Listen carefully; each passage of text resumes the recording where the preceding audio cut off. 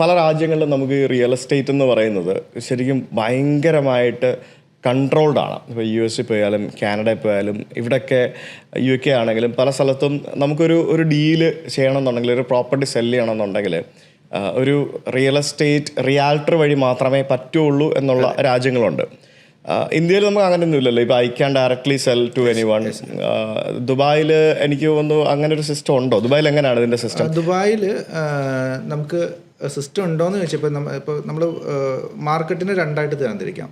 Preliminary market and secondary market. Preliminary market എന്ന് പറഞ്ഞാൽ direct ബിൽഡേഴ്സിൻ്റെ കയ്യിൽ നിന്ന് മേടിക്കുന്ന ഒരു സംവിധാനം. അപ്പോൾ ഡയറക്റ്റ് ബിൽഡേഴ്സിൻ്റെ കയ്യിൽ നിന്ന് മേടിക്കാനാണെങ്കിൽ അതിന് ബിറ്റ്വീൻ ഏജൻറ്റിൻ്റെ ഒന്നും ആവശ്യമില്ല.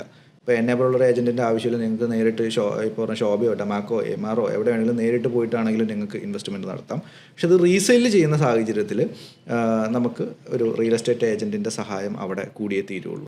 കാര്യം അതിൻ്റെ ഇപ്പം അവിടുത്തെ പരസ്യങ്ങൾ ചെയ്യാനാണെങ്കിൽ പോലും അവിടെ അതിൻ്റെ ട്രാൻസാക്ഷൻ്റെ കാര്യങ്ങളെല്ലാം ചെയ്യുന്നത് ഇവിടെ ആധാര എഴുത്തുകാർ അല്ലെങ്കിൽ അഡ്വക്കേറ്റ്സ് ചെയ്യുന്ന പണി മുഴുവൻ അവിടെ ചെയ്യുന്നത് ദുബായ് റിയൽ എസ്റ്റേറ്റ് ബ്രോക്കേഴ്സാണ്. So Dubai real estate brokers എന്ന് പറയുന്നത് ഒരു സിമ്പിളായിട്ടൊരു സംഭവമല്ല. വളരെ എക്സാമൊക്കെ പാസ് ചെയ്ത് അതിന് കൃത്യമായിട്ട് ഫീസും കാര്യങ്ങളൊക്കെ അടച്ച് ഒരു കമ്പനി തുടങ്ങണയൊക്കെ പാടാണ് അവിടെ ഒരു Dubai real estate broker licence കിട്ടാനായിട്ട്. അപ്പോൾ കൃത്യമായിട്ട് പോലീസ് വെരിഫിക്കേഷൻ എക്സാമൊക്കെ കഴിഞ്ഞ് വരുന്ന ഒരാളുകളാണ്. അപ്പോൾ അങ്ങനെ ഒരാളുകളുടെ സഹായത്തോടെ മാത്രമാണ് ഇത് റീസെല് ചെയ്യാനും ഒക്കെ നിങ്ങൾക്ക് പറ്റുള്ളൂ. അല്ലാതെയും പറ്റുമെന്ന് ചോദിച്ചാൽ പറ്റുകയൊക്കെ ചെയ്യും, പക്ഷേ വളരെ ലിമിറ്റഡായിട്ടേ അത് സാധിക്കുകയുള്ളൂ. അപ്പോൾ അവിടെയാണ് ഞങ്ങൾ റിയൽ എസ്റ്റേറ്റ് ഏജൻറ്റുമാരുടെ ഒരു അപ്പർ ഹാൻഡ് കിടക്കുന്നത്. അപ്പോൾ വിൽക്കാനായിട്ട് അതുപോലെ തന്നെ തോന്നിയ പോലെ 100 ഏജൻറ്റുമാരെ 200 ഏജൻറ്റുമാരെ ഒന്നും നിങ്ങളുടെ പ്രോപ്പർട്ടി വിൽക്കാനായിട്ട് ദുബായിൽ ഏൽപ്പിക്കാനും പറ്റില്ല. നിങ്ങൾക്ക് നിങ്ങളുടെ പ്രോപ്പർട്ടി വിൽക്കാനായിട്ട് പരമാവധി 3 ബ്രോക്കേഴ്സിനെ, ആ 3 ബ്രോക്കേഴ്സിന് നമ്മൾ എഗ്രിമെൻറ്റ് കൊടുത്ത് NOC കൊടുത്ത് ആ 3 ബ്രോക്കേഴ്സിന് മാത്രമായിരിക്കും ആ പ്രോപ്പർട്ടി സെല് ചെയ്യാനുള്ള അധികാരം ഉണ്ടാവുള്ളൂ. അപ്പോൾ അങ്ങനെ കുറച്ച് ലിമിറ്റേഷൻസ് ഒക്കെ ദുബായിൽ ഉണ്ട്. പക്ഷേ പ്രിലിമിനറി മാർക്കറ്റിൽ ഈ പറഞ്ഞ ലിമിറ്റേഷൻസോ കാര്യങ്ങളൊന്നും ഇല്ല. എങ്ങനെയാണ് ഒരു ട്രസ്റ്റഡ് ബിൽഡറെ തിരഞ്ഞെടുക്കുക? ഇപ്പോൾ ഇവിടെ നമുക്ക് പേര് കേട്ട് നമ്മൾ അങ്ങനെയാണല്ലോ പറയുന്നത്. ഇപ്പം പേര് കേട്ടിട്ട് ഓക്കെ ഇന്ന ബിൽഡർ ഇഷ്ടംപോലെ പരസ്യം കാണുന്നുണ്ട്, ട്രസ്റ്റഡ് ആണ് എന്ന് പറഞ്ഞ് വിശ്വസിച്ചാണല്ലോ നമ്മൾ പലരും വാങ്ങിക്കുന്നത്. ദുബായിലും ഇത് തന്നെ ആയിരിക്കുമല്ലോ അവസ്ഥ അല്ലേ? ദുബായിലും ബ്രാൻഡിങ്ങിന് തന്നെയാണ് ഏറ്റവും വലിയ ഇമ്പോർട്ടൻസ്. പിന്നെ നമ്മളെപ്പോഴും നോക്കുക അവിടെ ബിൽഡേഴ്സിനെ തന്നെ 2-3 തരത്തിൽ തരംതിരിക്കും. Government builders, semi government builders, private sector builders എന്നൊക്കെ പറഞ്ഞ് തരംതിരിക്കും. ഞാനെപ്പോഴും പറയാം, ഇൻവെസ്റ്റ്മെൻറ്റ് ആംഗിളിലാണെങ്കിൽ നമ്മൾ ഗവൺമെൻറ്റോ സെമി ഗവൺമെൻറ്റോ ഒന്നും നോക്കണ്ട. പക്ഷേ ഒരു ടോപ്പ് 10 നിൽക്കുന്ന ബിൽഡേഴ്സ് അവരുടെ ഹിസ്റ്ററി നോക്കുക. ഇപ്പോൾ ടോപ്പ് 10 എന്ന് വെച്ച് കഴിഞ്ഞാൽ അവിടുത്തെ ഫസ്റ്റ് ബിൽഡർ ഏതാണെന്ന് വെച്ചാൽ നമുക്ക് എല്ലാവർക്കും അറിയാം, MR ആണ്. നമ്മുടെ ബുർജ് ഖലീഫ ഉൾപ്പെടെ പണിത MR ആണ് അവിടുത്തെ ഫസ്റ്റ് ബിൽഡർ. സെക്കൻഡ് ബിൽഡർ ഡമാക്കാണ്. Third builder ബിങ്കാട്ടിയാണ്.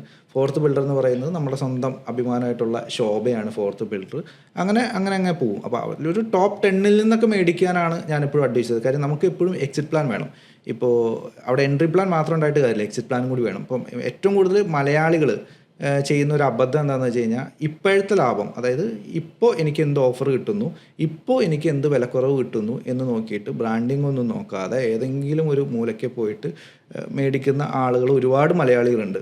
അപ്പോൾ ഇവർ പ്രതീക്ഷിക്കുന്ന ഈ പ്രോപ്പർട്ടീസിന് കിട്ടുന്ന ഒരു ക്യാപിറ്റൽ അപ്രിഷിയേഷൻ അതിന് കിട്ടുമെന്ന് പ്രതീക്ഷിച്ചിട്ടാണ് പോയി മേടിക്കുന്നത്. അവൻ ഇപ്പോഴത്തെ ലാഭം മാത്രമേ നോക്കുന്നുള്ളൂ. ഇപ്പോഴത്തെ ലാഭമല്ല നോക്കേണ്ടത്. നമ്മളൊരു പ്രോപ്പർട്ടിയിലേക്ക് എൻട്രി ചെയ്യുമ്പോൾ തന്നെ അവിടുത്തെ ഒരു എക്സിറ്റ് പ്ലാൻ വേണം.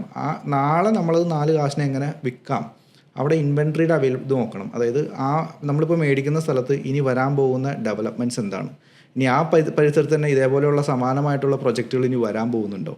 അപ്പം നമ്മളുടെ പ്രോപ്പർട്ടി മെച്യൂറായി റെഡി ടു ഓക്യുപ്പൈ ആവുന്ന സമയത്ത് അതേ റേറ്റിൽ ചുറ്റിലും പുതിയ പ്രോപ്പർട്ടി വന്നു കിടന്നു കഴിഞ്ഞാൽ ആൾക്കാർ നമ്മുടെ മേടിക്കോ അവരുടെ മേടിക്കോ? സിമ്പിൾ ക്വസ്റ്റ്യൻ ആണ്. അപ്പോൾ അത്തരത്തിലുള്ള കാര്യങ്ങളൊക്കെ സ്റ്റഡി ചെയ്ത് ബ്രാൻഡ് വാല്യൂ ഒക്കെ സ്റ്റഡി ചെയ്തിട്ട് ചെയ്യുന്ന ഇൻവെസ്റ്റേഴ്സിനാണ് നമ്മൾ ഈ പറയുന്ന ലാഭമെല്ലാം കിട്ടുക.